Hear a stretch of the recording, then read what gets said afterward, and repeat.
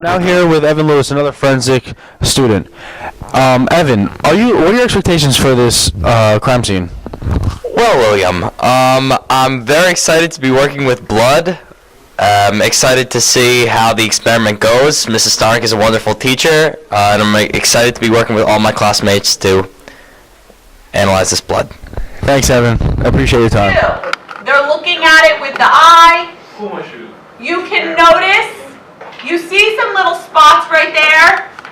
They're red in color, so that would believe you to think that those are blood stains. Blood can be so microscopic that it wouldn't even be picked up with the eye, but it would be picked up with these tests. What you're going to see them do is they're going to grab filter paper, fold it in half, and they're going to rub it against the area where there's blood. So that's what he's doing right now.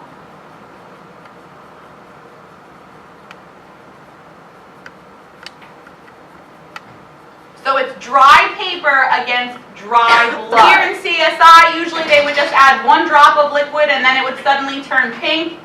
That's not actually how the test is done. That would actually be a false positive if you put 1 drop on it and it suddenly turned pink. You need a mixture of substances, that hydrogen peroxide that mixes with the last substance. When it turns pink in the presence of both of those, that's when it's positive for blood. So you can see where it's turning pink in the middle. That pink color is the positive sign for blood.